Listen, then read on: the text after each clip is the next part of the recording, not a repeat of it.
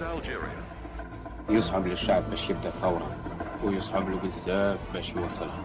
La France doit-elle rester en Algérie? Pourtant, la guerre d'Algérie vient de commencer. ثورة تنفجر على مر الأيام. Important des mouvements vers le noir.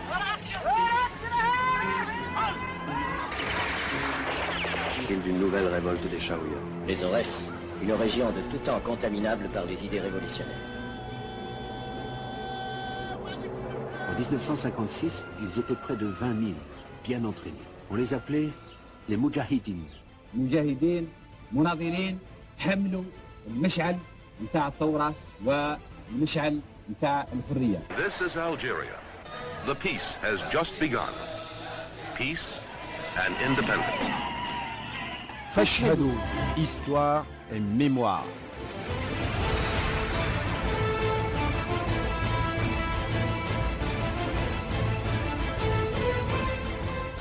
Bonjour à toutes et à tous. Nous sommes heureuses et heureux d'être parmi vous pour un nouveau numéro où nous retrouverons Dahou Djerbel et Bedia Haddad qui analyseront les différentes tendances à l'intérieur du PPA-MTLD et ce sera dans Tarihouna.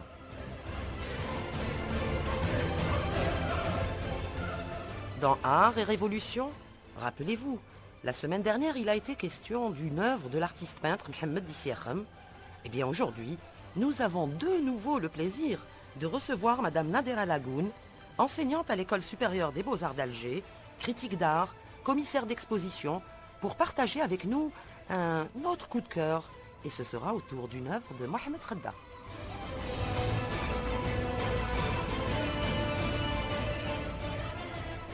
Pour les échos sonores dans Bekri, c'est notre amie et réalisatrice Fatima Sabri qui nous a concocté un petit mix autour du congrès de la Soumam. Et oui, car avec notre invité dans l'espace Hiwar, M. Khalfa Mamri, il sera question de Aben Ramdan et du congrès de la Soumam. Mais bien sûr, là tout de suite, c'est Rachida Mansef qui va nous gratifier de son billet. Le billet de Rachida Mansef. Plus on entre dans les arcanes de la révolution algérienne, plus on prend conscience que cette lutte de libération nationale, menée par des millions d'hommes et de femmes, et l'indépendance acquise sont dues également à une succession de coups de génie et à des hommes d'exception, habités par les souffrances de leur peuple humilié et profondément inscrits dans leur temps.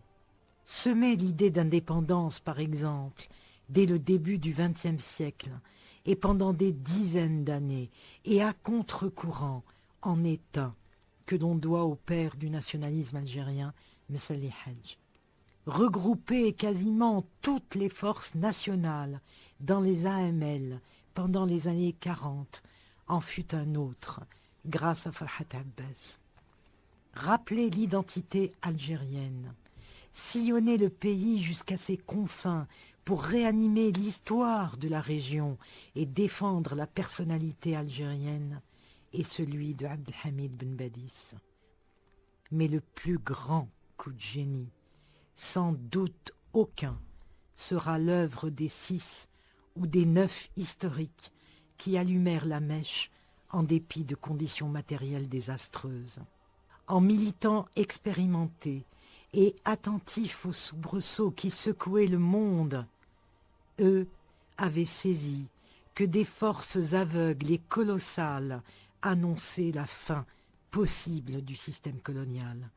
Ils avaient saisi que les conditions matérielles importaient peu, quand un grand rêve s'offre à des masses désespérées par les impasses répétées, parce qu'il ouvre, de façon formidable, la perspective de conduire à un monde nouveau, et qu'il engendre la détermination à lutter jusqu'au bout, parce que, n'ayant plus rien à perdre.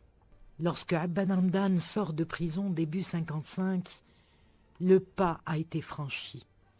Et nouveau coup de génie, car avant même de commanditer les missions d'observation afin d'établir le bilan des effectifs matériels et humains, de mener contact et discussions effrénées avec tous, il pressent que le combat armé, courageusement mené jusque-là, a besoin d'une direction réelle, efficace, présente et collective pour l'armer et le coordonner.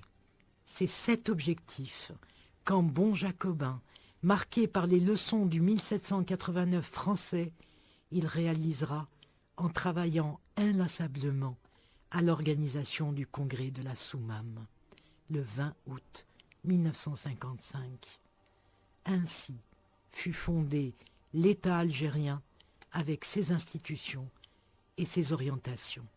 Ben Ramdan sut tirer parti des événements qui marquèrent les années 55 et 56.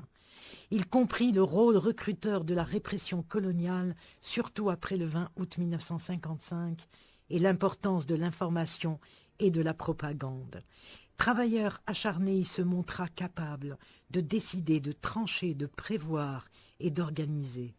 Le contexte servit son projet de centralisation.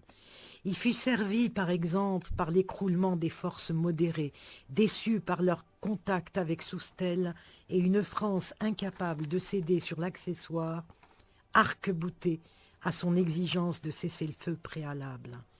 Les élus de l'Assemblée algérienne démissionnèrent les uns après les autres. Les 61 conduits par le docteur Benjelloul, dont le texte reconnaissait de façon incroyable l'aspiration nationale, suivi par 130 élus de l'UDMA de Farhat Abbas. Le président de l'Assemblée algérienne lui-même, Abdelkader Saïh, démissionnera à son tour. Les législatives prévues en janvier 1956 furent impossibles à organiser et l'Assemblée algérienne fut dissoute le 11 avril 1956. Sur le front, les zones auxquelles les armes étaient inégalement distribuées se retrouvèrent soudées. Ben Mehdi lui-même était allé demander des comptes à la délégation extérieure du Caire et en revint ulcéré. À son retour, il rencontra pour la première fois Ben Ramdan, en qui il trouva un militant infatigable et dévoué, animé par une vision moderne et fédératrice. حوار. Eh bien, nous passons donc à Hiwar maintenant. Monsieur Khalfa Mamri, bonjour. C'est gentil, merci. On va vous présenter quand même Très à bien. nos amis auditeurs et auditrices. C'est gentil. Donc vous êtes docteur d'État en sciences politiques, Oui. ancien maître de conférences, ancien ambassadeur, ancien député, mais toujours jeune. Vous êtes aussi donc l'auteur de nombre d'ouvrages, notamment sur les constitutions algériennes, sur Mohamed Boudiaf, l'Arbi Ben Mehdi, le colonel Lotfi, et surtout sur Ben Ramdan, dont il sera question aujourd'hui avec le congrès de la Soumam, bien sûr. Alors, concernant Ben Ramdan, M. Khalfa Mamri, il n'était pas parmi les 22, donc pour le déclenchement du 1er novembre, puisqu'il était en prison à ce moment-là de toute façon, suite à l'affaire de Los en 1951.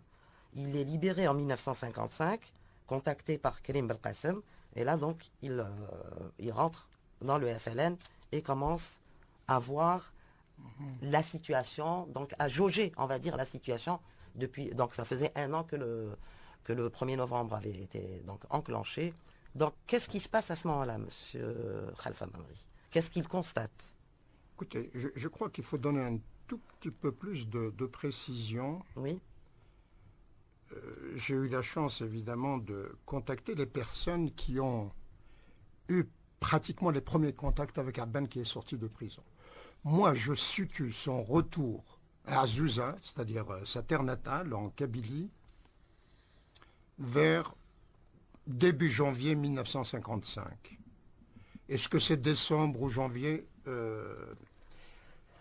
La première personne qui est allée voir Ben Ramdan sorti de prison, c'était de la part de Reb Habitat, qui était à l'époque, bien entendu, suivant ce qui avait été décidé le 1er novembre 1954, le responsable de la zone centre, ou zone on pourrait dire l'Algérois, pratiquement. Il lui a envoyé un wali, enfin, qui est devenu wali par la suite, wali de Tamanrasset, avec une lettre, en lui interdisant, bien entendu, d'ouvrir la lettre, etc., ce qui ne se faisait jamais. Donc, il est reçu par Ben Ramdan, c'était pratiquement le premier visiteur, avant Karim Belkacem. Le premier visiteur est à Zouza, son village natal, je n'ai pas envie de me déplacer, mais j'ai l'habitude de marcher. Abban Hamdan va avec son messager, lui dit non, on ne va pas rester ici. Ils sont allés dans un courbi qui est en bas de sa maison. Et il lit la lettre et il dit à son messager, heureusement que les Français ne vous ont pas arrêté, parce que cette lettre aurait absolument décapité la révolution algérienne. Donc voilà comment Abban Hamdan a eu, si vous voulez, le premier contact avec un personnage important. Rabah Bitat était parmi les 6 qui ont eu l'honneur absolument inouï de déclencher la guerre d'Algérie. Il faut peut-être les rappeler pour nos auditeurs, parce que je ne sais pas si on aura l'occasion de le rappeler. Je pars de l'Est plutôt. Première zone de combat, c'est Bomblaït. Deuxième zone de combat, c'est le nord constantinois, c'est Didouche Mourad. Troisième zone de combat, c'est la Kabylie, c'est Krim Belkacem. Quatrième zone de combat, c'est l'Algérois, disons, le centre, c'est Rabah Habitat. Ben Mehdi, c'est pour l'Oranie, n'est-ce pas? Et enfin, Boudiaf devait faire la liaison entre l'intérieur et l'extérieur.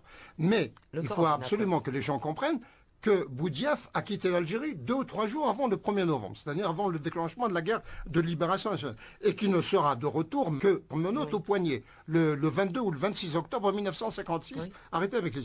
Donc voilà comment Abban Hamdan est entré, si vous voulez, pour la première fois dans la révolution. Mais vous avez entièrement raison, c'est Krim Belkacem qui l'a pris en main, physiquement si je puis dire.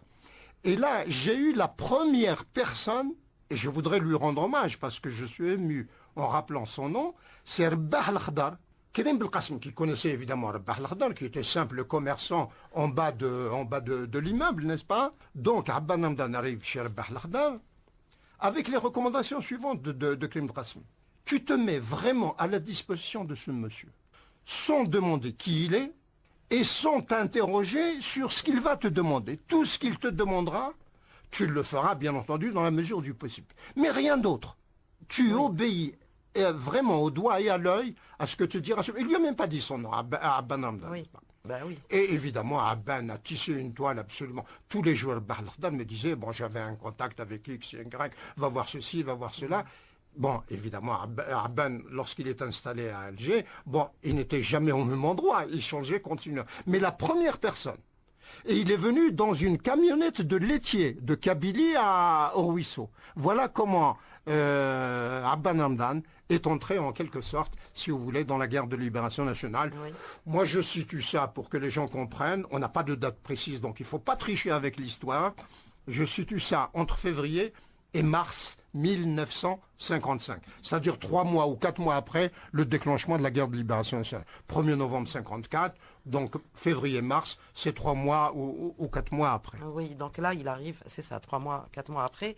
Et là, il commence donc un peu à jauger de la situation et il décide d'organiser un congrès. Pourquoi alors Ah non, alors là, il a mis du temps. Il a mis du temps. N'oubliez pas, les dates sont extrêmement importantes. Je vais essayer de revenir continuellement, au risque même de vous embêter, de vous ennuyer. Mais pas du tout. Non. Le congrès de la Chouma, on va donner des dates. C'est le 20 août 1956. Oui. Abban est installé début janvier, février, mars 55 à Alger. Donc il va mettre pratiquement 1 an pour faire passer. Mais il avait une idée, comme seul Abban pouvait avoir des idées. Une idée fixe, absolument indestructible. C'est un monsieur qu'on disait carré. Oui. Mais vraiment, il avait des jugements définitifs. Il avait, si vous voulez, en quelque sorte, je dirais, une phrase d'un homme célèbre du général. Il était sûr de lui. Il avait trop de certitude. Il était même, je peux utiliser cette expression, dominateur. Il avait une idée relativement désastreuse de la préparation de la guerre de libération nationale. Et malheureusement, les événements lui ont donné raison. Parce que lorsque vous lisez la littérature de l'époque, la guerre de libération nationale a été probablement l'une des guerres les plus improvisées de la planète. Il ne faut pas oublier que le MTLD, qui était le parti radical ou le parti pour l'indépendance, a éclaté en décembre 1953. Bon, il y a eu 2 congrès, un contre-congrès et un contre-congrès entre les centralistes et les messialistes, et qu'en mars 1954, évidemment, Boudiaf et Didouche Mourad organisent ce fameux CRUA. Oui. Mais CRUA qui a éclaté, contrairement à ce que disent les gens. Parce qu'il y a eu, on dit, les Constantinois, les autres, etc.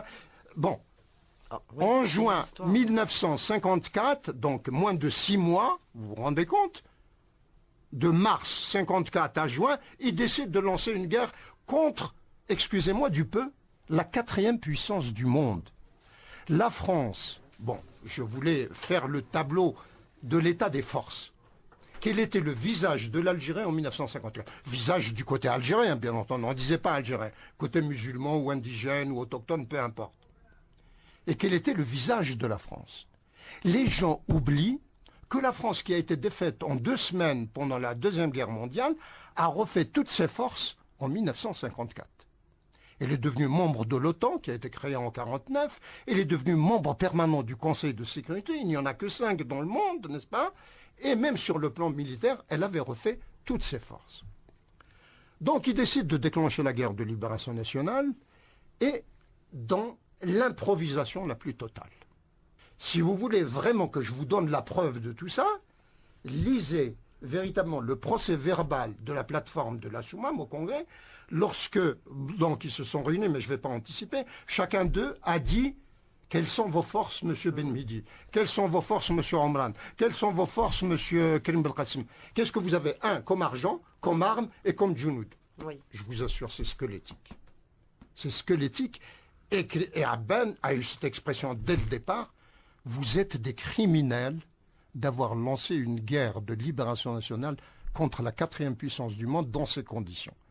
Et il s'est mis, bien entendu, à travailler. C'était l'un des hommes les plus radicaux du PPA de l'époque. Contrairement à ce que disent les gens. Il n'était pas du tout modéré, il n'était pas du tout doux, il était vraiment, je m'excuse du terme, presque extrémiste. Indépendant jusqu'au bout. Son expression, il l'indiquait. Indépendance, c'est tout, rien d'autre. Donc, il s'est mis, évidemment, à dire aux gens, bon, si vous voulez vraiment qu'on batte la France, il faut être tous ensemble, il faut rassembler le peuple algérien sans absolument aucune distinction. Vous êtes Udma, Farhat Abbas, vous êtes les ulémas, les Khairdine, ou la Cheikh Bachir Brahimi.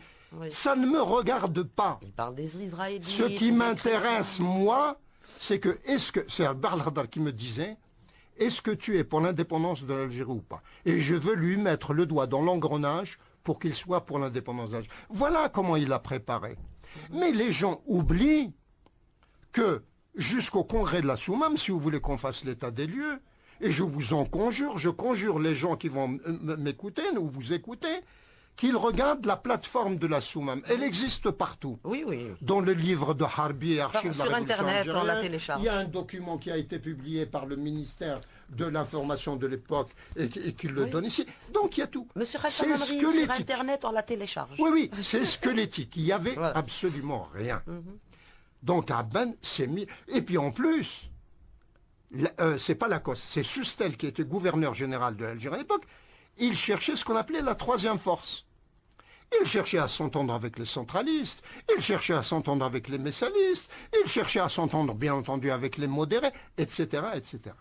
Et Abban a fait un tract absolument extraordinaire. Abban a remplacé un peu Bitat, parce que Bitat a été, je crois, arrêté autant que je me souvienne, mais je vous donnerai les dates précises si vous voulez, en mars 55. Est-ce que le hasard fait bien les choses ou pas? Je n'en sais rien. Mais en tous les cas, Abban, au moment où il s'installe à Alger, il était rien, il était simple conseiller. Et puis subitement, évidemment, Rabah Bitat a été arrêté dans un guet-apens du côté de la Casbah, n'est-ce pas? Ou même Abban, Krim et Oman ont failli se faire arrêter en même temps. Parce que c'était une réunion pour parler évidemment de l'acheminement des uns. Donc Abban s'est mis dans la tête, ça a été improvisé, ça a été précipité, en dehors des chefs il n'y avait rien. Bon, Ben Midi était un homme courageux, Krim était un homme courageux, Ben Boulaïd aussi, mais qu'est-ce que vous avez comme force? Oui. On avait dit au pape, quelles sont ces divisions? Il n'y avait rien. Ou des fusils de chasse, ou bon, pas de munitions, pas d'argent, pas d'hommes, etc. Abben s'est mis à forger tout ça. S'est mis à forger tout ça, et il est devenu, je vous assure, par la force des choses, par le travail. Il n'y avait aucun statut, il n'y avait aucune réglementation.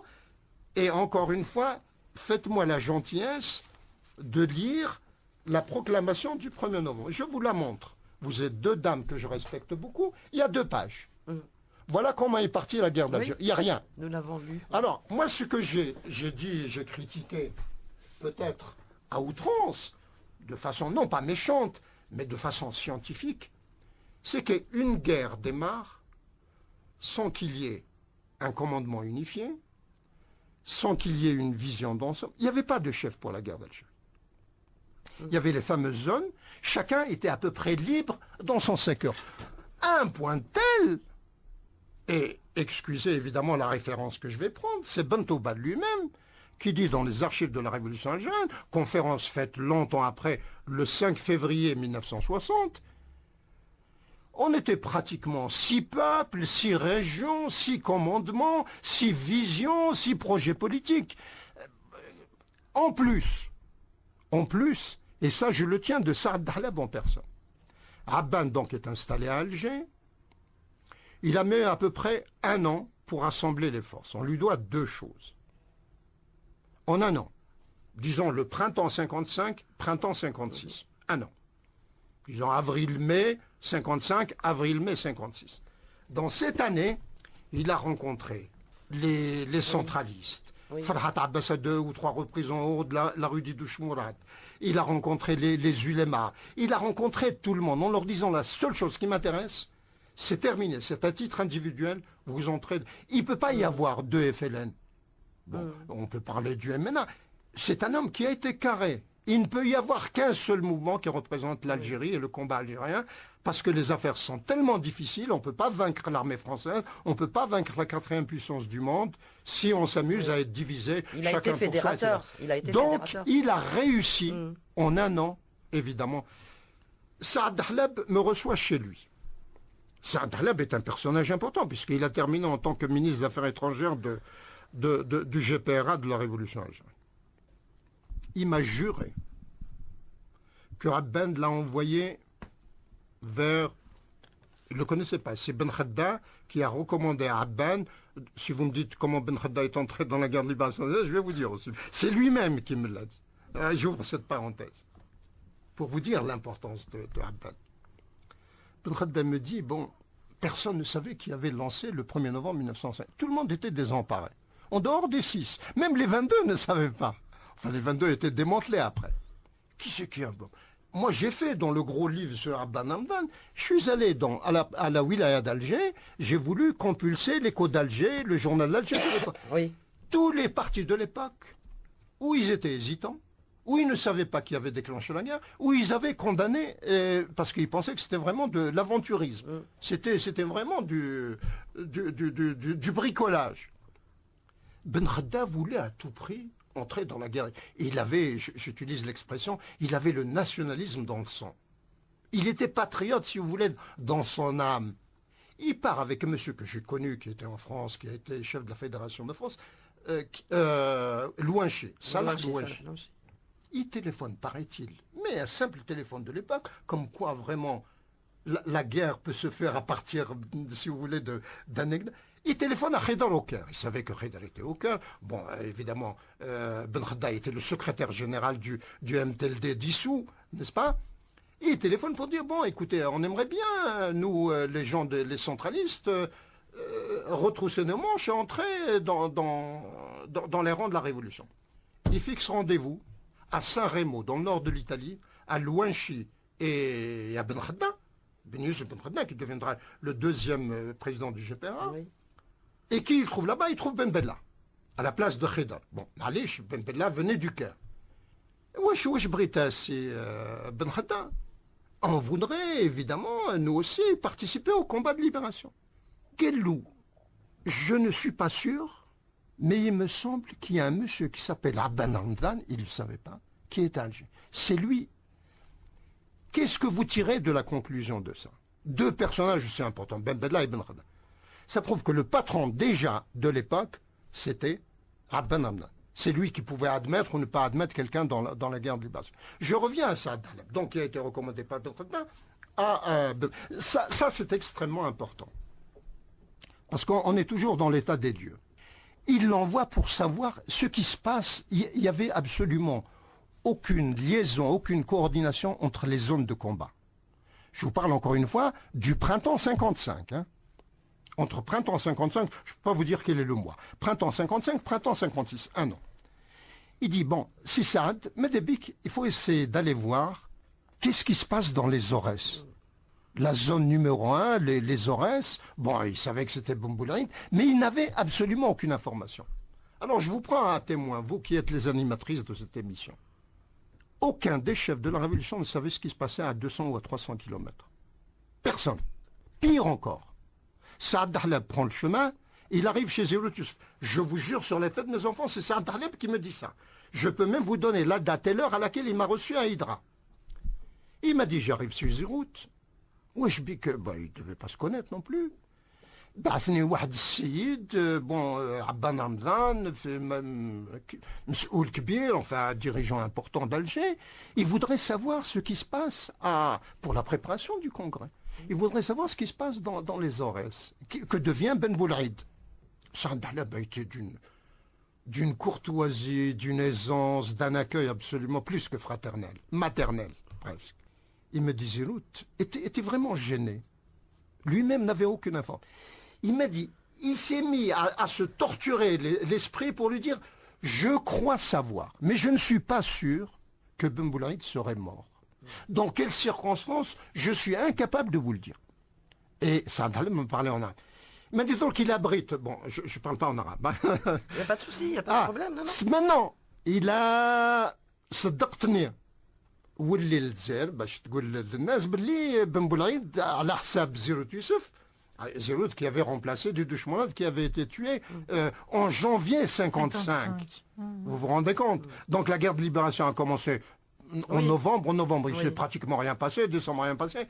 Et janvier, l'un des plus grands chefs a été tué. Bon, quelques temps après, Rabarbita, 2 ou 3 mois après, a été arrêté. Bon, Marlich. Je reviens à Saad Dahleb. Il dit maintenant, si tu veux poursuivre ton chemin, je te donne une escorte. Je te garantis que tu vas arriver dans les Aurès. Saad Dahleb n'a pas fait le chemin. Il est revenu, ayant cru, disons sincèrement, ce que lui avait dit quand même un grand chef des Zérout Youssouf, qui dirigeait tout ceci pour vous dire... l'auteur du 20 août 55. Oui, tout ceci pour vous dire que peut-être de Skikda ou là de Gigil, il ne savait même pas ce qui se passait à 100 km. Voilà l'état des lieux de la Révolution. Donc ça, c'est l'état des lieux, M. Khalfa. C'est-à-dire, il y avait véritablement un isolement, il y avait affaiblissement, les gens étaient terrés lorsque la France a réagi très vite et très fort. Dans la nuit du 1er novembre au 2 novembre, 60 000 militaires, je crois, sont arrivés à Alger. Dépêchés évidemment par là. Donc là, il y a eu un manteau qui s'est étendu sur toute l'Algérie. La France voulait étouffer, pas écraser, étouffer carrément la guerre de libération nationale. Donc Abban, ayant eu cette photographie dans les yeux, il s'est dit non, c'est pas possible. On n'ira pas très très loin. Et ce que j'ai appelé dans mon livre le spectre de la défaite était réel. Bon, il avait en tête Abdelkader, il avait en tête les vaillants combattants de toutes les insurrections, les résistances, les émeutes, etc., jusqu'au 8 mai 45 avec Messali Hadj. Alors que, mesdames, je vous le dis, et je le dis pour les auditeurs aussi, et ce n'est pas ni de la méchanceté de ma part, ni de la médisance, mais les guerres entre 1830 jusqu'à 1954 étaient plus gagnables que la guerre de 1954. Je l'ai expliqué à l'adresse des petits écoliers algériens ici, en leur disant que pendant toute cette période, le combat était d'homme à homme. Le combat était d'homme à homme.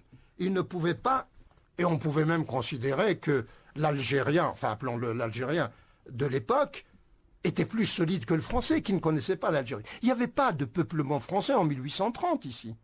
Il n'y avait pas de peuplement. Alors, il n'y avait pas d'avion, il n'y avait pas de... Alors, Monsieur Khalfa Mamri, juste, vous avez parlé des lycéens, donc c'est pour justement dire, s'il y a des lycéennes et lycéens qui nous écoutent, vous pouvez trouver l'ouvrage Aben Ramdan, finalement le père de l'indépendance, de Khalfa Mamri, aux éditions Tella. C'est la 7e édition d'ailleurs augmentée. Oui. On recommande à nos lycéens de le lire. Très, très Alors maintenant, vous savez très bien que nous sommes limités par le temps, Monsieur Khalfa Mamri. Je vous en prie. Donc nous devons arriver donc au congrès de la Soumam. Donc le congrès de la Soumam avait pour, j'allais dire, point de départ, de mettre un peu de l'ordre dans tout ça, d'unifier les rangs. il y avait des combattants dans toutes les régions, il y avait de grands chefs très très prestigieux, qui ont tous été tués pratiquement dès le départ pour la plupart. Bon, il ne restait plus pratiquement que Ben Mehdi et Karim Belkacem. Bon, Ben Boulaïd avait été tué, Didouche avait été tué, Zirout avait été tué, Bitat avait été arrêté, etc., etc. Donc il s'est dit, il faut absolument rassembler, réfléchir et donner, si vous voulez, un nouveau départ, un nouveau souffle, un nouveau son à la guerre de libération nationale. Et sa première lettre, c'est très tôt, hein, qui recommande aux gens du Caire, pour la première fois, le congrès de la Soumam a été, comment dirais-je, évoqué le 20 septembre 1955. Donc Abban a réagi très très vite, honnêtement, parce qu'il s'est écoulé 22 mois entre le 1er novembre 54 et le 20 août, que tout le monde compte à sa manière, n'est-ce pas, au 20 août 56, date du congrès. Pendant cette période, et là aussi Mamri ne critique pas, mais il observe scientifiquement, si vous voulez, l'évolution de notre pays et de la guerre de libération, il ne s'est rien passé. Aucun des leaders que je vais citer n'a évidemment, comment dirais-je, imaginé, conçu, organisé un congrès. Je peux les citer, il y avait 6 au Caire, Ben Bella, Boudiaf, ils n'étaient pas encore arrêtés. Ils seront arrêtés en octobre 56, n'est-ce pas? Alors, il y avait Boudiaf, il y avait Aït Ahmed, il y avait Khidr, il y avait Lamine de Barine, etc. Mais à Alger, c'était la même chose. Il y avait Krim, il y avait Didouche qui n'était pas encore décédé, ou Bitat, mais personne n'a pensé, après le 1er novembre 1954, de remplir les trous qui avaient été laissés par les déclarations du 1er novembre. Je répète encore une fois, quitte à lasser les gens, on ne peut pas lancer une opération sans commandement. Et donc, apporte ce congrès. Alors, le congrès de la Soumam, c'était, je vous dis encore une fois, pour organiser et rassembler tout le monde. D'accord. Ah, il a mis un terme. Bon, il avait rencontré Abbas, il l'avait envoyé au Caire, il avait rencontré Cheikh Khaireddine qui m'a reçu chez lui à Diyar al-Marsoul, qui m'a raconté une histoire absolument délicieuse. C'est un monsieur qui avait préparé une corde. Cheikh Khaireddine, c'est la parenthèse. Il avait, bon, j'étais parti avec Ben Haddad Yarahmou, et Abban était allé pour voir Cheikh Khaireddine pour qu'il rentre dans la guerre de libération.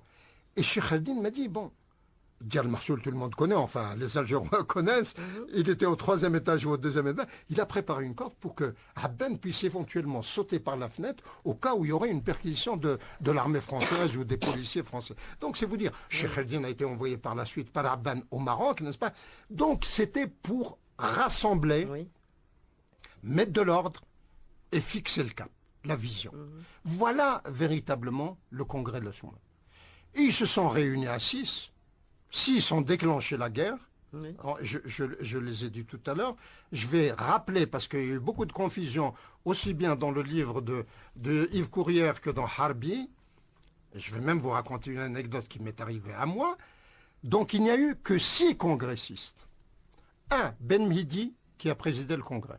2, Omran, qui y avait remplacé Bitat pour la wilaya, enfin, on appelait zone 4. Zone 4. Karim Belkacem pour la Kabylie. Abban, il s'est intitulé le délégué du FLN. Et 2 pour le nord constantinois.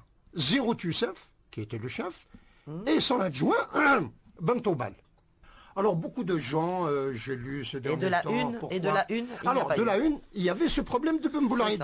Oui, qui alors, était, en fait... je vous remercie encore une fois de m'avoir interrompu, de me rappeler ça. Il faut absolument que vous et moi répétions à chaque fois que Ben Boulaïd était mort en mars 56. C'est-à-dire mars, avril, mai, juin, juillet, août. À peu près 5 mois avant le congrès de la Soumam. Il ne pouvait pas participer. Suite à son décès, apparemment, la zone 1, donc les Aurès, avait été en plein trouble pour des problèmes de succession. À bon, il y avait 3 zones. Il y avait Abbas al-Gharour, Chihani... Il y avait son frère, Omar Ben Boulaïd. Oui, non, mais il n'était pas chef de zone. Il n'était pas chef de zone. Il y avait 3 chefs de zone. 3 chefs de zone qui sont Abbas al-Gharour, comment Adjoul. Voilà, les trois.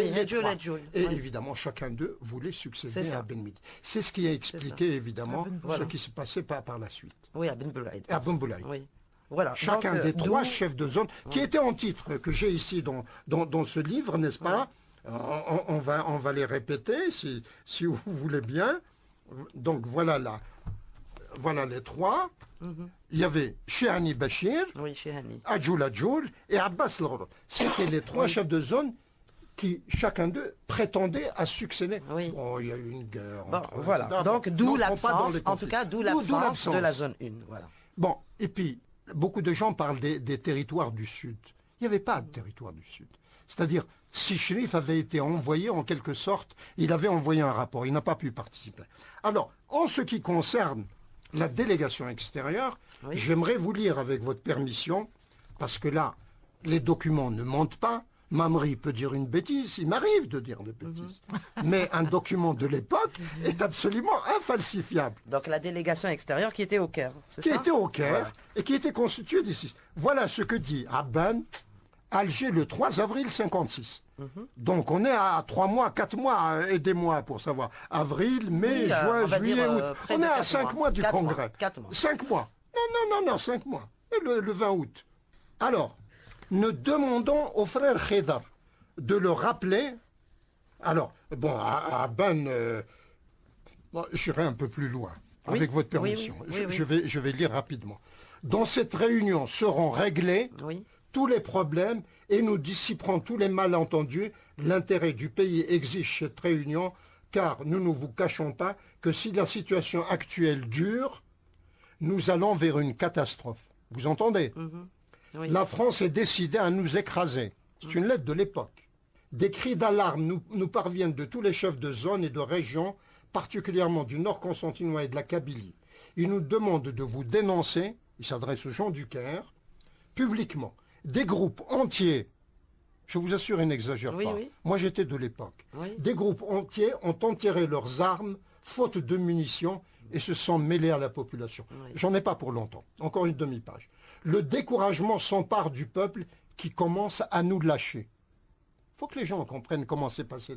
Des régions entières, elles sont nombreuses, demandent la protection de l'armée française. C'est en un mot le commencement de la fin. Nous espérons que vous serez au rendez-vous, donc il appelle les gens du Caire à venir. Sinon, nous prendrons seuls de grandes décisions et alors vous ne vous en prendrez qu'à vous-même. Il est menaçant. Nous demandons au frère Khedar, parce que c'était un peu le coordinateur de l'équipe du Caire, de le rappeler par télégramme. C'est-à-dire non seulement il peut leur dire verbalement comme ça, mais il faut un écrit. Par télégramme à tous les autres frères pour que chacun prenne ses responsabilités. La rencontre avec les deux délégués qui rentreront du Caire devront être choisis, écoutez bien, parmi le comité des 6, Khedar, Aït Hamed, Lamine, c'est la mine de Bahreïn, Ben Bella, Boudiaf et Ben Midi. Ben Midi, à l'époque, qui était chef de ranée, était au Caire. Envoyez de préférence Ben Bella, si vous voulez lire avec moi, vous lisez, et Aït Hamed, ou Ben Bella et Khedar. Donc il avait une préférence pour, bien entendu, pour que Ben Bella, qui était chargé de la fourniture des armes, soit présent à ce congrès de la Souma. Qu'il ne se soit pas présenté, ne peut s'en prendre qu'à lui-même. Parce qu'un dirigeant connaît bien son pays, il aurait pu entrer par l'Oranie, il aurait pu entrer par la Tunisie, ça ne regardait pas Abban Hamdan. La preuve, c'est que Ben Midi était au Caire. Ben Midi a trouvé le moyen d'entrer par ses propres moyens, évidemment, et de venir assister. Puisque j'ai une photo ici qui indique que, bien entendu, Ben Midi est allé côte à côte avec Abban Hamdan, escorté par Dhilis, pour assister au congrès de la Soumam. Est-il vrai, monsieur Khalfa Mamri, que Abban Hamdan ait constitué un groupe de réflexion pour préparer ce congrès de la Soumam? Et ce sont les membres de ce groupe de réflexion qui auraient rédigé des parties de la proclamation de la charte, de la plateforme de la Soumam. Oui. Là, vous avez entièrement raison. Bon, c'est un point, je vous remercie de me soulever ça. de soulever cette question, parce qu'il se trouve que j'ai eu la chance de rencontrer l'un des rédacteurs, enfin une partie, de la plateforme de la Soumam. J'ai été reçu au moment où je préparais le gros livre sur Abban Hamdan par Abdelrazak Chentouf, qui était avocat à l'époque et qui est installé au bout de la rue Ali Boumendjel. Et évidemment, sur ce document que j'ai ici, les textes fondamentaux du Front de Libération Nationale 1954-1962, Chentouf m'a pris par la main, qui est devenu par la suite un membre de l'exécutif provisoire. Donc il avait une importance au niveau du FLN. En gros, il y a eu, disons, 4 personnes qui ont rédigé la plateforme de la Soumam. Ouzgan était le plus gros contributeur, Ammar Ouzgan. Donc, je répète, Ammar Ouzgan a rédigé la partie la plus importante. Je peux vous indiquer quelle est la partie. Sur les mouvements de masse, notamment. Non, il a rédigé les mouvements, il a les syndicats, etc. Oui, bon. La révolution agraire, il a rédigé pas mal de... Il y avait Tmem qui avait rédigé, Abdelmelk Tmem, qui avait rédigé la partie économique.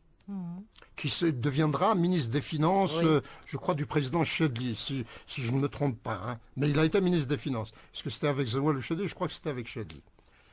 Bon, il y a eu Sir Abdelrazak Chentouf, maître Chentouf, qui a rédigé les professions libérales, parce qu'il était avocat. Il y a eu le Bdjaoui, qui a rédigé la partie pour les commerçants, etc. Et enfin, toute la charpente, l'harmonisation, les négociations, la politique extérieure, c'est Abban Hamdan, la partie politique, disons. Oui. Voilà quels sont véritablement les rédacteurs, les fabricants de la plateforme de la Soumam. Et Ben Mehdi aurait participé par ces longues discussions avec Abban Hamdan. Nous sommes tout à fait d'accord. Alors, Ben Mehdi, on m'a dit beaucoup de choses, notamment au niveau de l'Al-Talbi et au niveau également de Ben Khadda, parce que Ben Khadda était devenu membre du premier CCE avec Ben Mehdi. Donc, ils se voyaient pratiquement tous les jours. C'était une cohabitation atroce, puisque bon, il pouvait mourir dans l'instant qui suivait. Il me disait qu'il a été... Il s'appelait Hakim, son pseudonyme c'était Hakim, c'est-à-dire le singe. Et il était vraiment celui qui essayait de calmer un peu, parce que c'était volcanique, c'était éruptif, c'était explosif par moments. Et Ben Mehdi ramenait en quelque sorte la sérénité, la sagesse, le bon jugement pendant la guerre. Et Ben Khadda me disait, bon, on était absolument torturés, on ne savait pas quelle décision prendre. C'était parce que vous aviez entre les mains la vie ou la mort de votre peuple, ou disons de dizaines ou de centaines de personnes. Ce qui distinguait Abban de nous tous, des 4, c'était le fait qu'il leur disait, écoutez, toute décision comporte des avantages et des inconvénients. Ça c'est Abban, enfin, en substance c'est ce qu'il leur disait. Toute décision comporte des avantages et des inconvénients, mais le pire c'est de ne pas décider. Donc décidons. Et c'est ça qui lui a donné cette âme de chef. Ben Khadda me disait, bon, on était tous égaux, les 5 étaient égaux. Mais Abban, c'est un monsieur qui ne passait pas son temps à ruminer tel ou tel. Il fallait trancher, il fallait décider. Et c'est ça qui a fait avancer la guerre de libération. Oui. Alors, monsieur Khalfa Mamri, vous savez que le temps est compté, mais on va revenir donc. Mais si pour nos jeunes auditeurs, auditrices, les points essentiels à retenir qui ont été dégagés lors de ce congrès de la Soumam. Qu'est-ce qu'il a apporté? Voilà. Qu'est-ce qu'il a changé? Essentiellement. Fondamentalement, il y a le côté, si je puis dire, sur le plan matériel, comment il fallait s'organiser, les soldes, les grades, et les payes pour les veuves c'était une véritable organisation. Mais le plus important, pour moi, ce sont ce que j'ai appelé les institutions de la guerre, qui n'existaient pas dans la déclaration la proclamation du 1er novembre.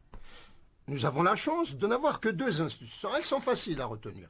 Le CCE, ça veut dire Comité de coordination et d'exécution, qui était composé au sortir du congrès de la Soumam le 10 septembre, c'est-à-dire à la fin des réunions. Ils se sont pratiquement réunis pendant une bonne vingtaine de jours. Donc, 5 membres, je les répète. Donc, je ne parle plus des 6 qui ont organisé. Oui, là on parle du CCE, du comité de coordination et d'exécution. Donc, il y avait Ben Mehdi toujours, il y avait Abban, Karim, Ben Khadda et Saad Halem. Voilà les 5 qui deviendront après au Caire beaucoup plus tard. Donc, c'est véritablement le commandement au quotidien, la coordination, comme son nom l'indique, au quotidien de la guerre de libération nationale. Il y avait un commandement, il y avait un chef. C'est en quelque sorte le premier gouvernement provisoire algérien. Moi, je l'appelais le gouvernement de guerre. Il était très, très restreint, composé de 5, qui étaient tous d'accord. La deuxième institution. Je continue. Voilà, la deuxième institution. Et là, j'aimerais que les gens réfléchissent un peu sur le sens, la signification, la portée et l'idéal contenu dans cette deuxième institution. C'était le Parlement du temps de guerre. Je l'ai appelé l'Assemblée nationale. Le CNRA, Conseil national de la Révolution algérienne. Et alors, je vous assure, vous pouvez compter, puisque vous avez les noms dans... il y avait 17 membres permanents et 17... C'est ça. Dans Harbi, vous avez les 17 permanents et les 17 suppléants. C'était toutes les sensibilités confondues. C'était vrai, on n'a jamais eu un moment de démocratie aussi vraiment, aussi beau, aussi vivant que cette période-là. Était membre de droit du CNRA toute personne qui était à la tête, évidemment, du conseil de Wilaya. Le conseil de Wilaya. Et là, on voit que dans le premier, les 17 titulaires, entre autres, il y a bien sûr Ben Bella, Ahmed, etc. Mais il y a Farhat Abbas, il y a des représentants, voilà, Farhat Abbas, ceux qui étaient aussi à l'extérieur. Oui, absolument. Des sensibilités qui vont rejoindre le front de libération nationale. Non, j'estime qu'au-delà des noms, c'est véritablement le peuple algérien rassemblé dans cette assemblée. On ne peut pas trouver meilleure représentation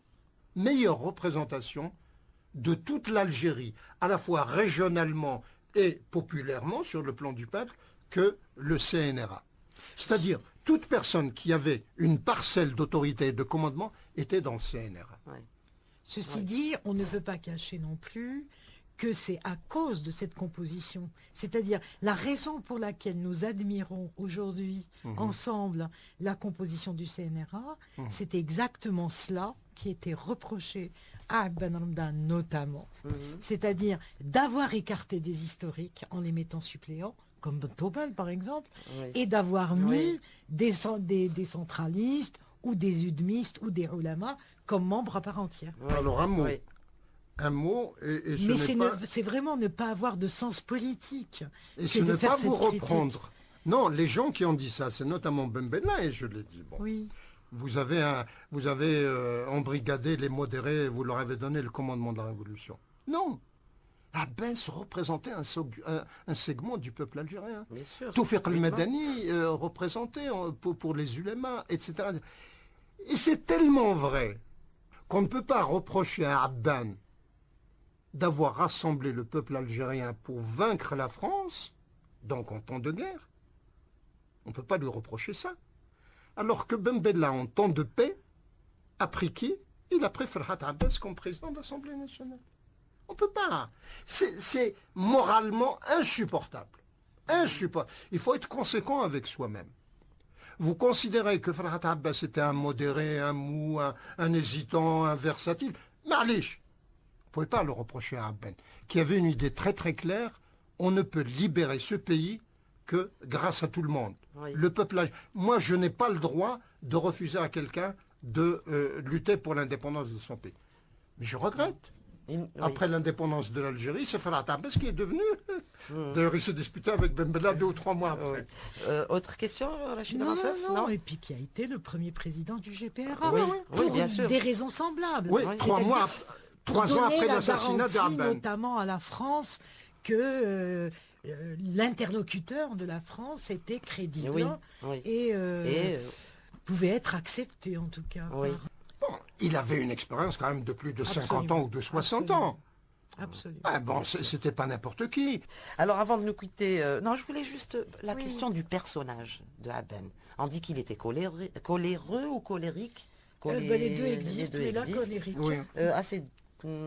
Oui, mais ça, j'ai eu à reprendre quelqu'un, un haut personnage de la guerre de libération. Je dis non, Abben ne peut pas être jugé sur son caractère. On a tous des défauts. Moi, j'ai des défauts. Alors, quels étaient ses défauts? Eh ben, il était colérique. Ah d'accord, c'est le seul Mais défaut. il l'avait dit. Non, il l'a d'accord. dit dans ce... Il a dit, je reconnais que certains mots ont dépassé ma pensée. Il l'a Ouais. dit ici dans le Ouais. livre de... Mais bien entendu, parce que ce que les gens oublient, c'est que l'atmosphère de l'époque était mortelle. Mais Oui. c'est grâce à lui, encore une fois, que dans l'histoire de l'Algérie, je cite Ben Khadda, que nous avons eu pour la première fois Oui. toutes les régions et toutes les sensibilités Oui. représentées au congrès de la Soumam. Et c'est le congrès de la Soumam, ces principes, etc., qui ont conduit l'Algérie à la victoire. Oui. Voilà. Oui. 5 ouvrages sur Ibn Ramdan et qui Partagé et entre qu'on les peut éditions trouver. Mahdi et Tala et Édition. qu'on peut trouver Voilà. en librairie très facilement. Voilà, Ibn un Ramdan, peu le faux partout en procès. Algérie. C'est le Le faux meilleur. procès. Alors, vous êtes très prolifique, monsieur Khalfa Mamri. Avant de nous quitter, le Oui. prochain livre, ce serait... Oh là, j'ai des problèmes en ce moment. Ah. J'ai des problèmes avec mes éditeurs. Donc, ça va Non, être j'aimerais un secret. faire un ou deux livres sur le congrès de la Soumam, Oui. un livre sur les 6 qui ont déclenché la guerre de libération. Ce que je vous disais d'ailleurs tout à Oui. l'heure à toutes les deux dans votre bureau, j'aimerais vraiment donner la photographie de l'Algérie Oui. le 1er novembre 54. Oui. Bah écoutez, nous sommes, Merci nous vous infiniment. encourageons et merci Non, pour c'est tout. moi qui Merci vous pour, remercie. pour avoir accepté d'être venu dans notre émission. Merci. Et puis bonne continuation, monsieur Khalfa Mamri.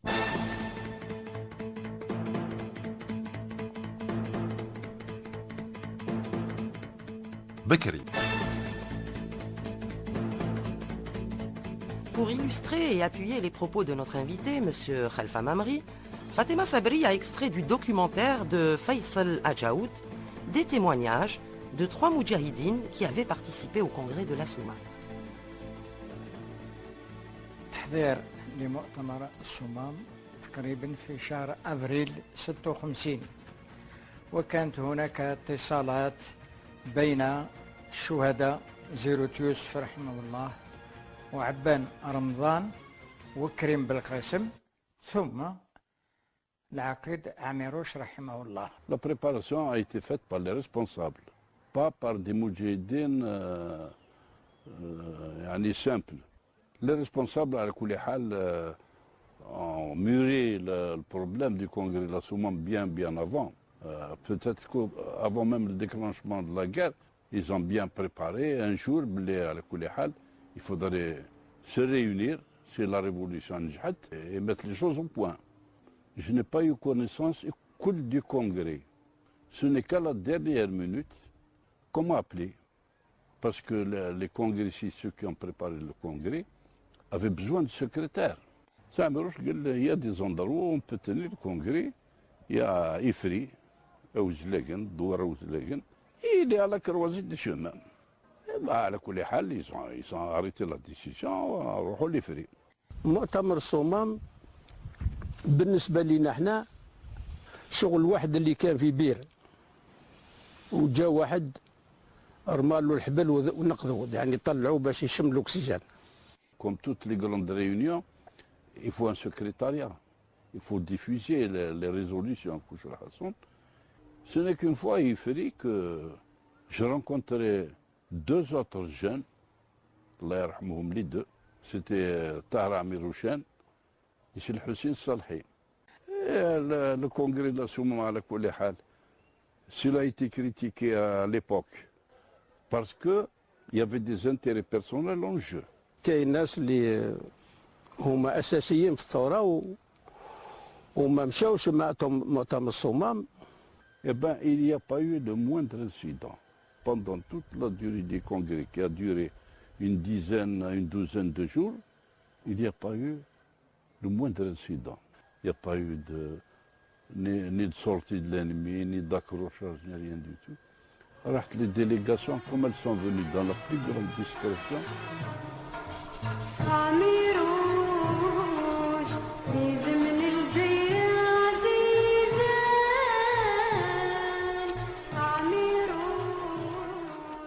Voilà, nous venons d'écouter M.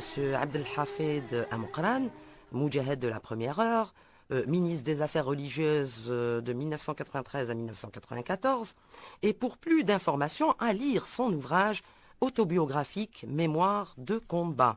Le second témoin est M. Rachid Ajaout, membre du secrétariat du congrès de la Soumam, et qui à partir de là sera le secrétaire personnel du colonel Amirouche. Le commandant Lakhdar Bourega de la Wilaya 4 est le troisième témoin. Il a rejoint le maquis en mars 1956. En septembre, il commande la Ketiba Zoubiria. Et en mai 1959, Lakhdar Bourega est chef de région, commandant militaire de la Wilaya 4. Art et révolution. Comme annoncé dans le sommaire, nous avons le plaisir de recevoir Madame Nadera Lagoun, enseignante, critique d'art, commissaire d'exposition et auteur, entre autres, de 2 beaux livres, Alger dans la peinture et Issiakham, la face cachée de l'artiste. Le propos du jour donc est autour d'une œuvre particulière de l'artiste peintre Mohamed Khedda.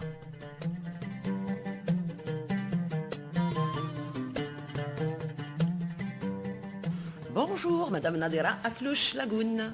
Merci encore d'accepter de nous livrer une autre chronique sur un autre peintre aujourd'hui, puisqu'il s'agit de Khedda, qui lui aussi a été touché évidemment par notre guerre de libération nationale et qui a une œuvre majeure concernant cette période. Bon, Khedda est un peintre aussi à sa manière. Par exemple, chacun est caractérisé par un aspect particulier de son tempérament et qui se retrouve dans son art. Pour moi, Khedda, je dirais, c'est un peintre cérébral. C'est-à-dire qui est quelqu'un qui pense son art longtemps, qui le mijote, voilà. Je pense que c'est un tempérament aussi qu'il avait, parce que d'après ce que j'ai lu, de ce que j'ai entendu, c'était un peintre qui parlait pas beaucoup, qui était plutôt assez réservé, oui, peut-être introverti, mais qui était en tout cas discret et presque effacé. C'est pas quelqu'un qui est dans l'expansion, dans l'expansion, comme ça, qui exprime ses sentiments très, très fort. Et dans son œuvre, on le sent.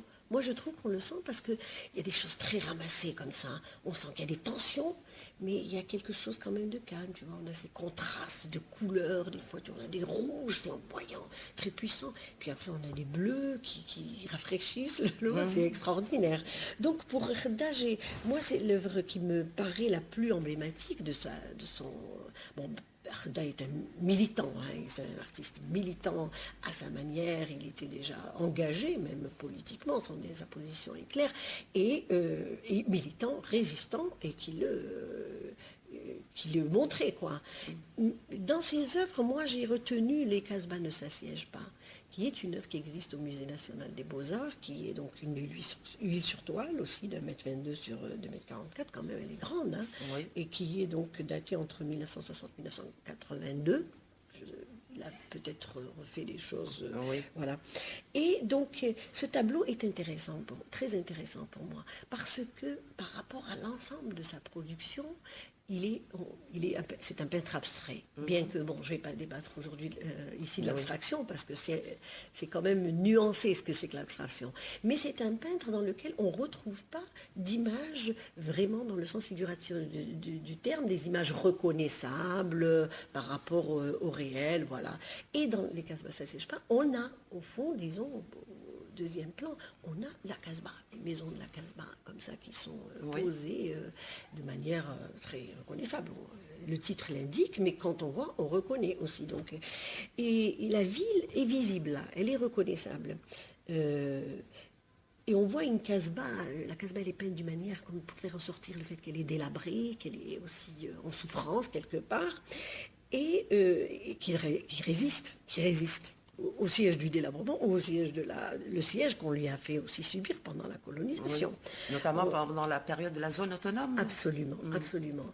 Et elle est, alors au premier plan, nous avons les signes, les signes qui font l'alphabet, comme il dit lui, l'alphabet libre de Khedda.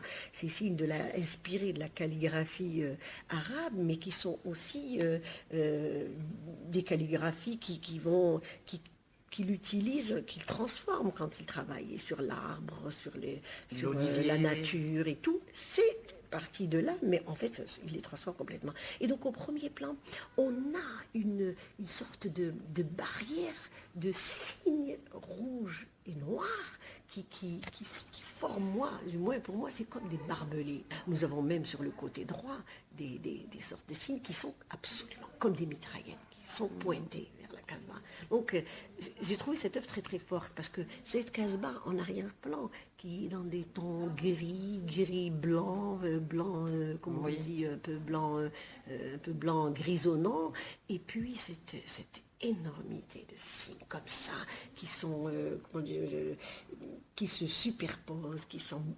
mêlent, et c'est du rouge et du noir, et qui crée l'atmosphère tragique dont on a déjà un aperçu quand on lit le titre. L'atmosphère tragique de l'enfermement, du siège, on a enfermé dans des barbelés, et qui crée justement ces signes qui forment donc aussi bien les mitraillettes pointées que les... Il y a une sorte de travail comme ça qu'on sent. Voilà.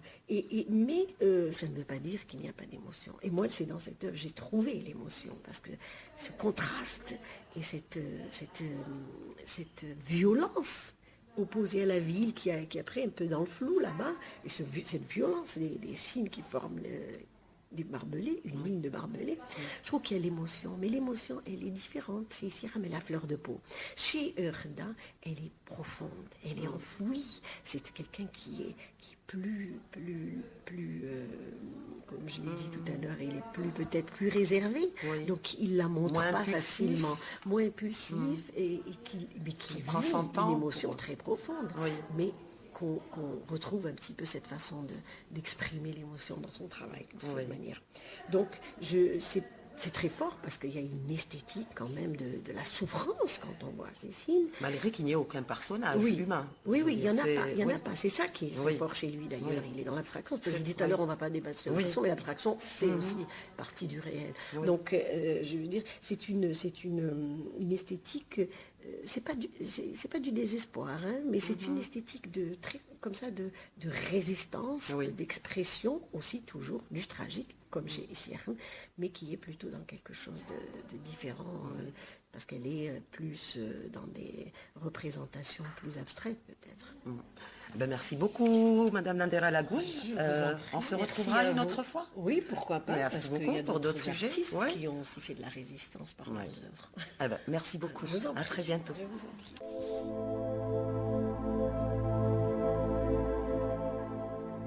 تاريخنا.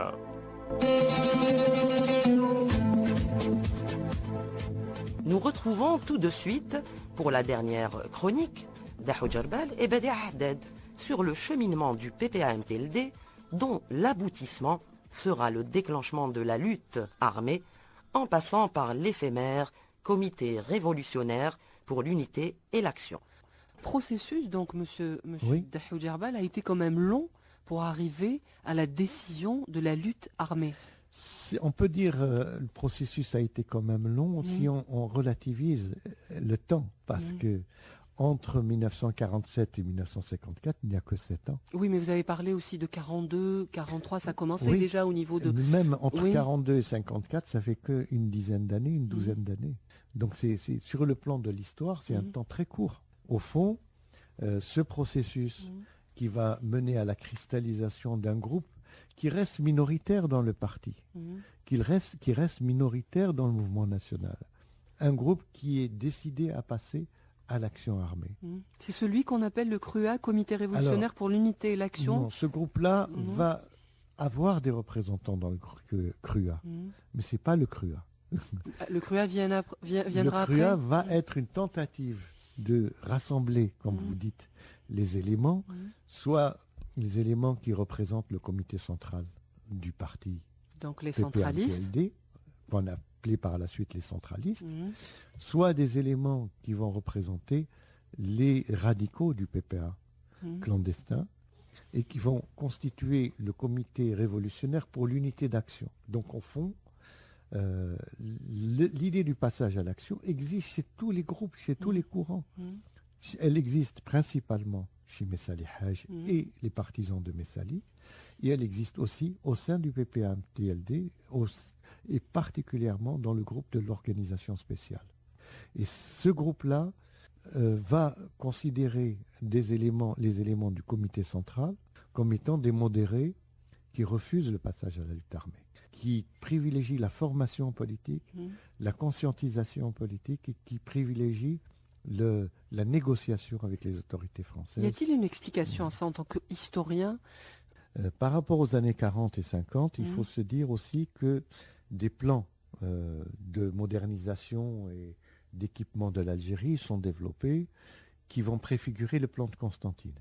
Ces plans de modernisation et d'équipement vont entraîner un début d'intégration d'une partie des Algériens dans les édifices sociaux, économiques, dans l'activité rémunérée. Et donc il va se créer progressivement une sorte de classe, disons, plus ou moins prolétaire, des couches intermédiaires plus ou moins marchandes au sein de la population algérienne, et particulièrement dans les villes. Donc au fond, cette population cherche l'intégration au système. Et elle est représentée par l'UDMA, elle est représentée par les centralistes, qui acceptent d'intégrer et de participer dans les municipalités avec les Européens pour améliorer le sort des Algériens. Donc il y a une sorte de consensus quant à négociation, participation, intégration au système pour permettre aux Algériens d'apprendre à s'autogérer, à s'administrer et à s'autogouverner. C'était ça l'idée.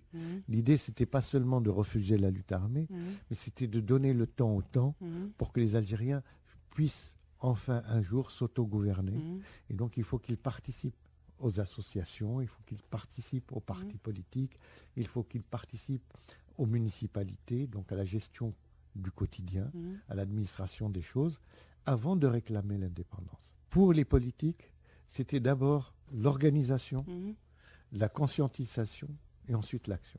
Pour les activistes, c'était l'action, et c'est l'action qui allait permettre l'organisation et la formation des gens sur le terrain de la lutte. Merci Dahoui Badia. Nous vous retrouverons donc la semaine prochaine où vous nous projetterez au mois de novembre de l'année 1954. Et voilà, donc avant de nous quitter, très cher Rachida Mansef, comme d'habitude, quelques petites adresses utiles. Oui, rappelons que vous pouvez nous retrouver sur le site de la radio, radioalgérie.dz/chaîne3, puis le nom de l'émission qui vous intéresse, et en l'occurrence, Feshhadou, Histoire et Mémoire. Et puis également sur notre page Facebook qui porte le même nom. Voilà, pour ce qui est des adresses utiles, comme vous dites, Souad. Ah ben oui. Sinon, pour la dernière minute, un très beau texte. Et oui, Rachida Mansef, pour la dernière minute, j'ai choisi en fait un poème de Jamal Amrani qui avait paru pour la première fois dans Algérie Actualité du 5 au 11 décembre 1985.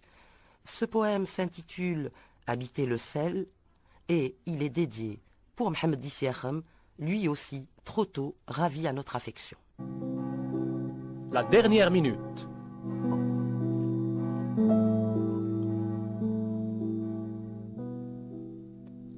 À l'incendie de son sang, la prairie vulnérable te tient, immortel littoral. En t'inclinant, le fruit ému des sables, le charnier silencieux d'un sourire, la vérité persécutée qui agite l'herbe et qui émeut le ciel, quelle moisson prisonnière se retranche de ton royaume. Tu as vu saigner la nuit, au-devant de toutes les plaies, le soleil en poussière qui tremble de vivre, les ombres que délite le sommeil. Alors s'éblouit la nudité qui fut péché, le pur silence que presse ton sang. L'instant bleu, le ciel au demain au reflet des semailles, et ton cœur tranchant sur l'asphalte dédoré, tu adhères au limon de nos étangs, écorce, galets, pétales, nuit scellée qui se fragmente. Ô mon frère, quelle épaule t'éblouira. Avant les larmes des amandiers, l'offrance qui se signe en éternité, le jour phraétique qui avalise le sommeil derrière ses saisons futiles. Quelle pénombre défait ses feuilles, quel visage se découvre, le plantain qui se noue à l'arbre. Oh, ce visage que j'ai peine à reconnaître, et l'herbe de l'autre côté de moi-même. Pourrais-je me réhabiter en contemplant, une fois encore, le triste obscurcissement du soir?